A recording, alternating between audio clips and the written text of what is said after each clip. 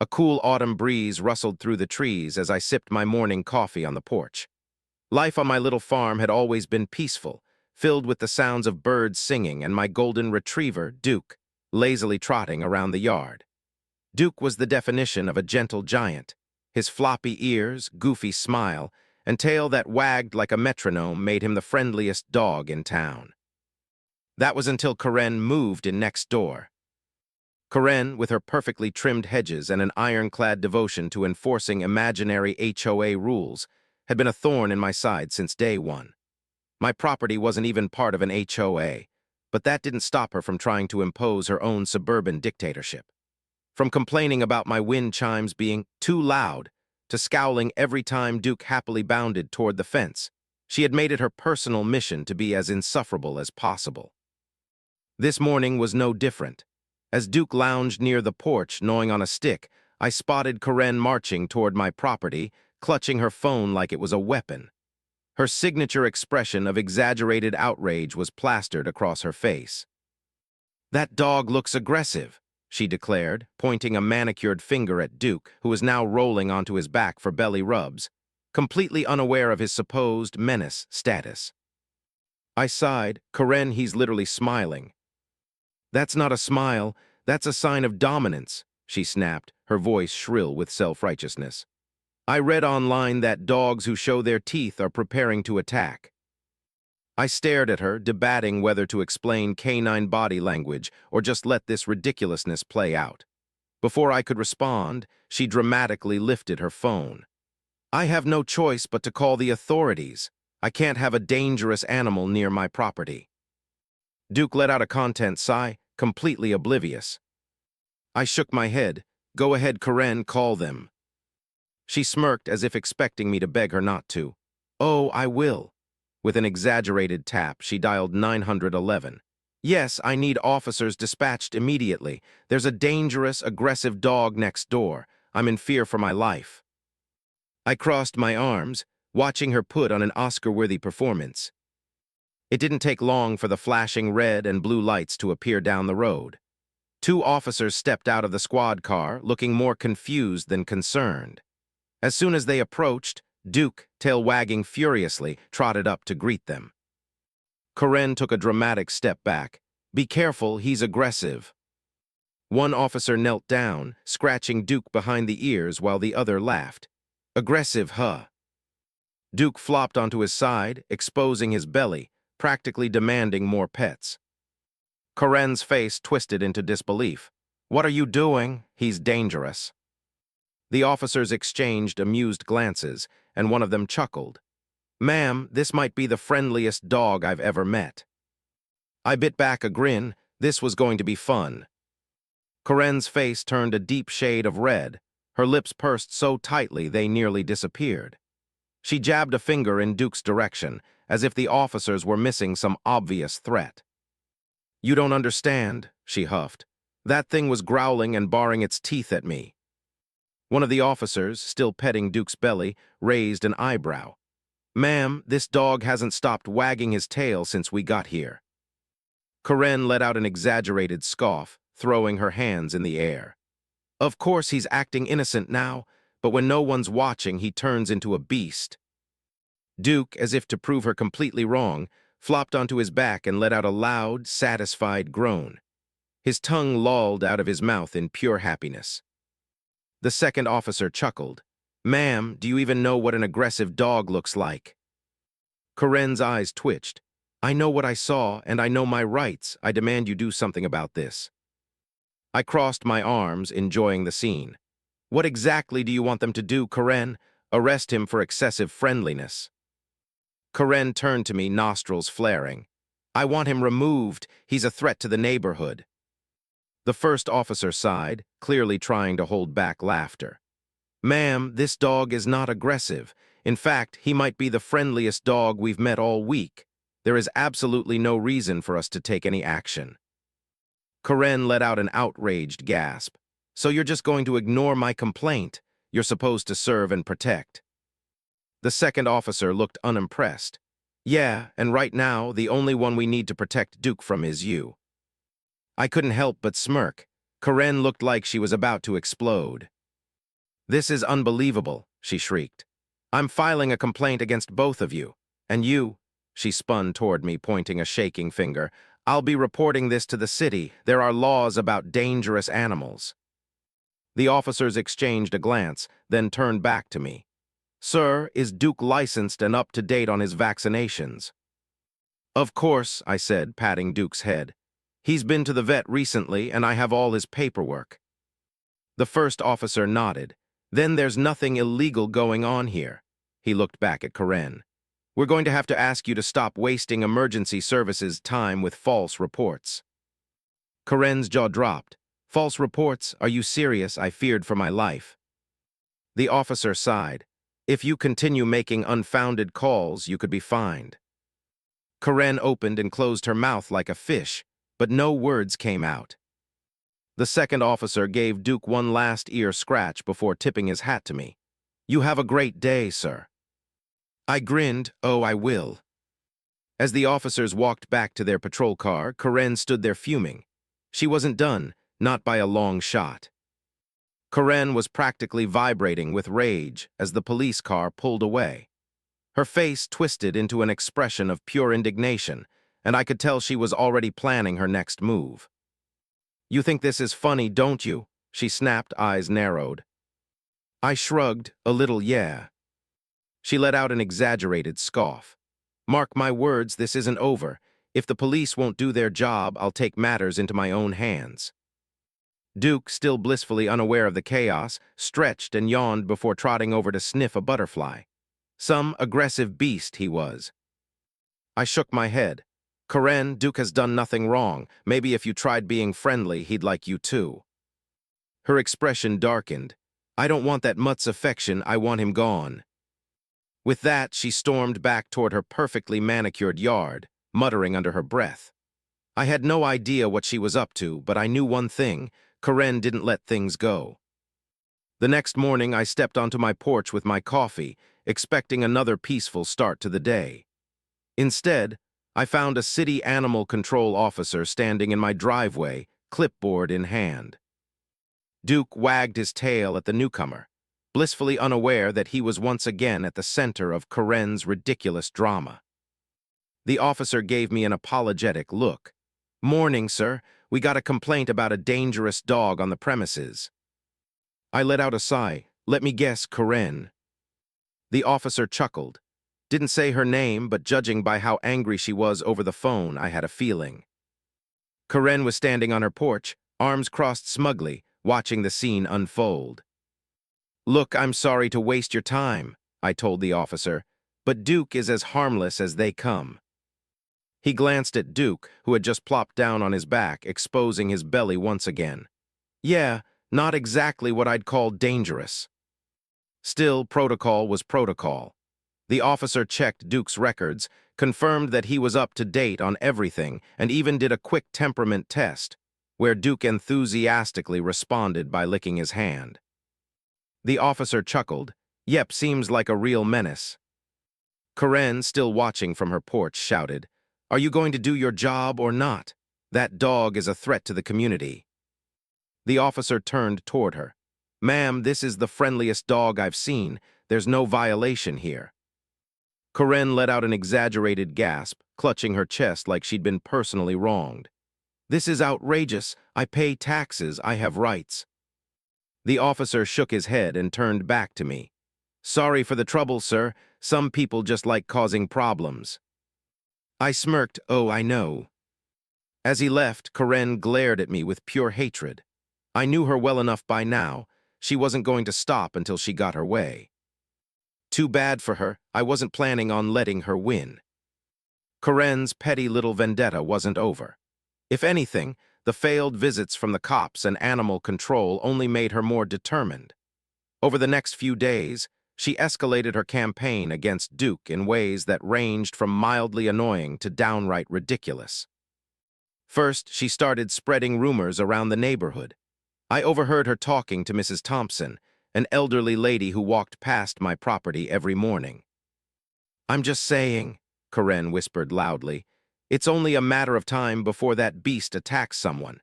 Did you know aggressive dogs can turn on their owners, too?" Mrs. Thompson gave Duke, who was currently rolling in a pile of leaves, a skeptical look. Looks real vicious. Next, she left a stack of printed-out articles in my mailbox about the dangers of large dogs and how to tell if your neighbor owns a violent animal. One of them even had a picture of a snarling Doberman with the words, "Would you trust this dog?" The irony, the dog in the picture looked nothing like Duke. Then she took things to a whole new level. I came outside one morning to find a big, bright sign planted in her yard facing my property. It read, "Beware dangerous dog next door. Walk at your own risk." I stared at it, rubbing my temples. Duke sat beside me, tongue lolling out, as if he found it just as hilarious as I did. That was it. If Karen wanted a battle, she was going to get one. But I wasn't going to stoop to her level with childish complaints or passive-aggressive nonsense. No, I was going to be smart about this. So I started doing my research.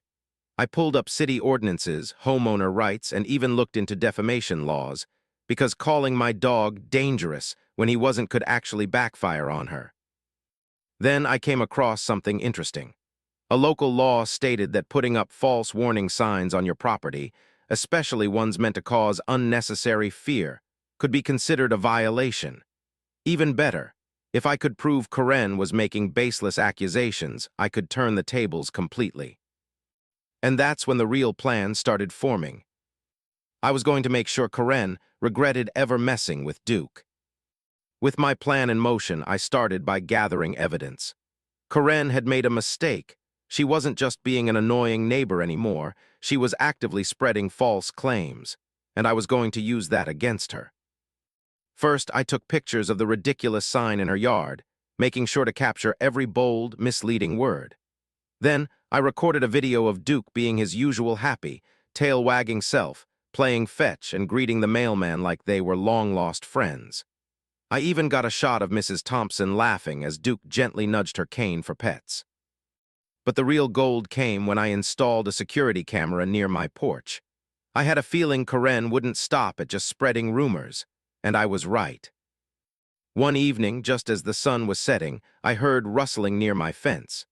Checking the camera feed on my phone, I saw Karen sneaking around, holding a small speaker. She placed it under a bush near my property line and hurried back to her yard, glancing around like she was in some kind of spy movie. Curious, I walked over and picked up the speaker. The moment I pressed play, I nearly doubled over laughing. It was a recording of aggressive dog growls. Karen had actually planted a speaker to make it sound like Duke was dangerous. This was the final piece of the puzzle. Now it was time to spring the trap. The next morning, I made a call to the City Code Enforcement Office, reporting a misleading and fear-inducing sign on my neighbor's property. Then, I called a lawyer friend of mine to ask about defamation laws, just to see how much trouble Karen could be in for making false claims against my dog. By the afternoon, I had an official city officer knocking on Karen's door. I casually sipped my coffee on the porch as she answered, looking smug, until the officer pointed at her sign and started explaining the violation. But I was just trying to warn people," she protested. The officer shook his head. "Unless you can provide official documentation proving this dog is aggressive, this sign is considered false and fear-mongering. You'll need to take it down immediately." I bit back a grin as Karen's face turned an alarming shade of red. "Oh, and one more thing," the officer added, flipping through his notes. "Your neighbor also provided evidence that you were using artificial sounds to fabricate a noise complaint." Karen stiffened. That's ridiculous." The officer sighed. "Ma'am, we checked the footage. You were caught in the act." That's when her confident facade cracked. I leaned back in my chair, watching her squirm, and I wasn't done yet. Karen's smug attitude crumbled like a stale cookie as the officer continued listing her offenses. The sign was coming down. That was non-negotiable. But the real kicker was her little stunt with the speaker. "Ma'am," the officer said, crossing his arms, "intentionally creating false evidence to file complaints is considered a form of harassment. If your neighbor decided to press charges, you could be looking at legal trouble." Karen's mouth fell open. Illegal trouble over a dog. I finally stood up from my porch and strolled over, arms crossed. Not just any dog, my dog, who, by the way, has been nothing but friendly while you've been lying through your teeth. Karen's eyes darted between me and the officer, panic setting in. I was just trying to look out for the neighborhood. What if something did happen? The officer didn't budge. But nothing did happen, and fabricating evidence to make it seem like it did, that's a serious offense. Then came the best part. You have two options, the officer continued. One, you remove the sign and stop harassing your neighbor immediately, or two, we escalate this with a formal investigation.